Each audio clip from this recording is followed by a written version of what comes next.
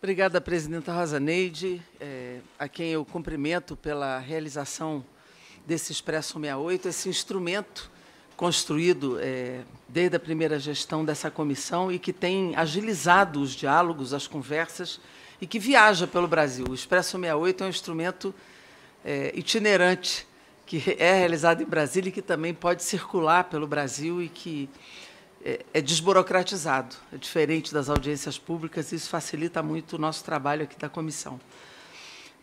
Penso que a convergência aqui ela é muito salutar, porque ela dá densidade ao nosso trabalho e sustenta politicamente o trabalho desta comissão. Quero cumprimentar meus colegas e minhas colegas de Congresso, deputada Benedita, os líderes todos que passaram por aqui, os parlamentares que ainda permanecem, votando aqui remotamente nas polêmicas lá do plenário, o Fórum de Secretários, através do Fabrício e da Ana Castro, representando aqui os secretários estaduais, secretários municipais, e dizer, deputada Rosa Neide, que essas duas pautas elas são muito importantes, até porque a Conferência Nacional de Políticas Culturais, que depende muito de um debate amplo e profundo, porque essa conferência também definirá o novo Plano Nacional de Cultura, que se extingue em dezembro de 2022. E nós vamos precisar reconstruir este plano, que vai interferir também nas deliberações do Congresso Nacional. Nós vamos precisar estender este plano até que uma nova conferência reelabore o que pensa o Brasil, o que pensam os criadores, o que pensam os autores, o que pensam todos aqueles que constroem a política cultural brasileira. O Plano Nacional de Cultura foi adiado por medida provisória, vai precisar ser adiado mais uma vez para que, na reconstrução desse país, a gente repense como foi o Plano Nacional de Educação.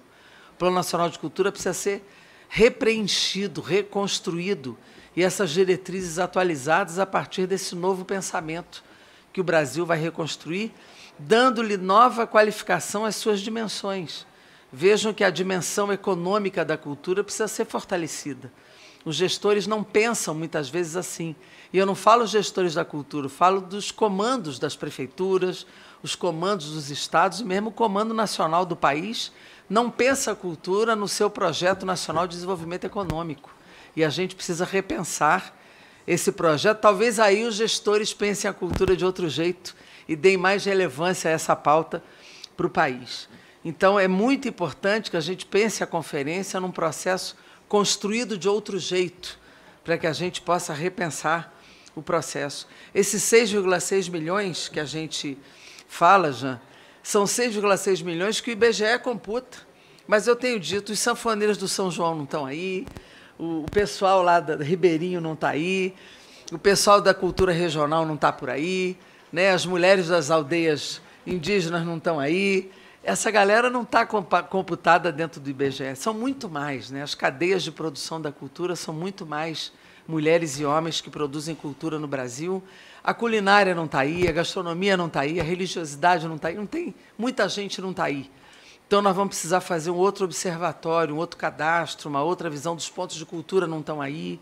Então, nós vamos precisar pensar esse novo cadastro, essa nova visão nacional, inclusive, do que são as cadeias de produção da cultura brasileira. Eu me lembro, quando eu fui secretária de Cultura do Rio, a gente, pensando no observatório, nesses cadastros, muitas pessoas são cadastradas como catadores de lixo, de material reciclável, e são artesãos. Então, a gente precisa repensar, de fato, nesse cadastramento, nessa qualificação, e nós precisamos rever. Em relação aos vetos, portanto, a Comissão de Cultura vai ter, de fato, seu posicionamento público pelo adiamento a partir desse Expresso 68, tenho certeza, e vai enviar isso para o Ministério, olha, ato falho, para a Secretaria Especial de Cultura, que já, certamente, com a posição do Conselho, já não tem mais condição de realizar, vai ter que adiar, e vai ter que adiar num prazo. A priori, esse prazo vai ter que ser determinado, mas no novo ano isso pode também mudar. Mas nós vamos ter que ter um posicionamento claro, público, dessa comissão e vamos ter que enviar para o governo. Em relação aos vetos, de fato foi um veto ideológico, político ideológico.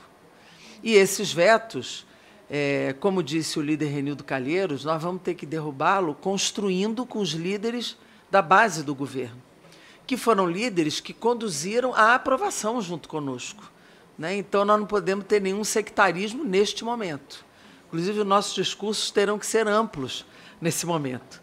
Eu acabei de conversar com o deputado Sóstenes, que lidera a bancada evangélica, né? Nós estamos conversando com os líderes do governo, da base do governo, vamos ter que entrar pelo Senado, já conversei com o presidente do Senado, ele vai receber a nós todos hoje, no final da sessão do Senado. Conversei, o deputado Marcelo Ramos estava aqui, por seu convite, também já se comprometeu a votar, dar o voto dele, mas ele pode nos ajudar a construir estratégias também. Então, nós precisamos conversar com todo mundo, todos têm que conversar com as suas bancadas nos estados, com os senadores. A Lei Paulo Gustavo começa o veto no Senado, a Lei Aldir Blanc começa a votação do veto na Câmara. Então, nós vamos ter que ser muito amplos novamente, do mesmo jeito que fomos na votação, teremos que ser na derrubada do veto. Nós precisamos de 257 votos aqui e 41 lá.